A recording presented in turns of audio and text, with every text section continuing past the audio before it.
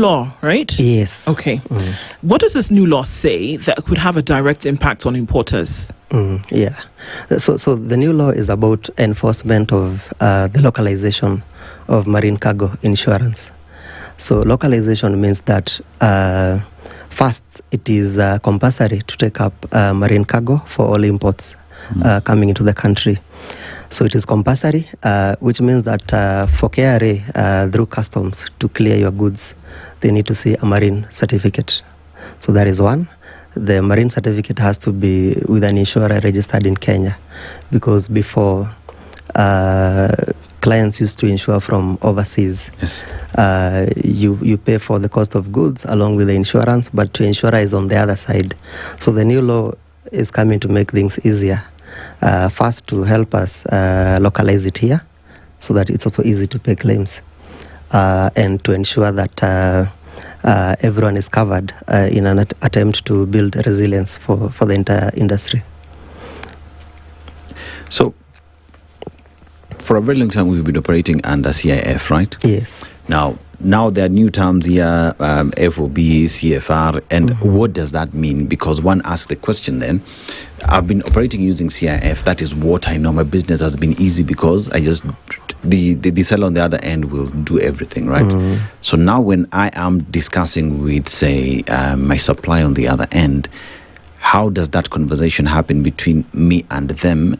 And insurance that is happening, is there a negotiation? Is there new terms of service? How do we handle it? Because it ought to be clear on how then we're moving forward. I want to import a vehicle, Sawa. Yes. I've been using CIF, but things have changed locally. How do we negotiate that? Okay. Yeah, CIF, just to break it down, means cost, insurance and freight, yeah. So our advice is to remove the I in it. You see, when you import on CIF terms, it means that you're already bearing the insurance cost. Okay. Since also the seller on the other side, or the manufacturer, has already loaded insurance costs in the cost of the goods.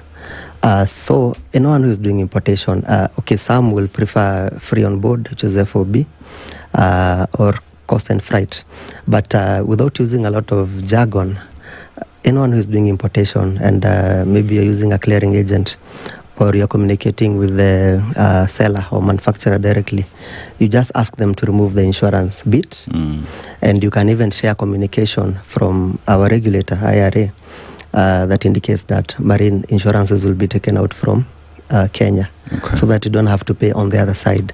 Now, the cost saving is what you're going to use here now to pay your local insurer for that. Yeah. And what are some of the areas that are being covered by this insurance? Because fine, I'm gonna still go back to my phone. I've bought my phone, it's coming, right?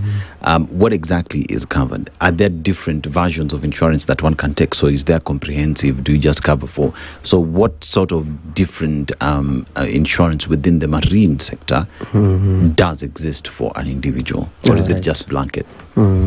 So first, the main definition of marine cargo insurance is that it covers against physical loss or damage to items now being transported either by sea, by air, and as an extension by road and rail up to the final destination. So there are various classes, just like what we have under motor insurance. A cover might be comprehensive, another one is like intermediate, and another one is basic, like the third party only cover. So the same thing happens with marine and also on most of the policies. So you'll find there are terms we call institute clauses, the ICC clauses, institute cargo clauses. So those clauses, we have A, B, and C. Okay. So A is the all risk policy, which means it's a wide cover. It's the widest cover. Of course, it would have a few exclusions, like talk about, like, say, inadequate packaging. But it's actually a no-risk cover, covering against anything that is not excluded, with only a few exclusions, just for anyone to take caution when they're handling goods. Then we have B. So B is a downgrade. It's on named perils. So you find that it might be having a few specified perils, like maybe storm, rain damage. So there are only a few. It's not a no risk kind of cover, but it's an intermediate level. Then you have the basic level, which is C. So C is now the most basic, just to cover a few perils for you to be able to bring the goods into the country. So at Liaison Group, we always advise someone to take the ICCA, the risk package, because even when you compare in terms of premium, it's not much. And when you do your risk management, the cost is worth it. Yeah.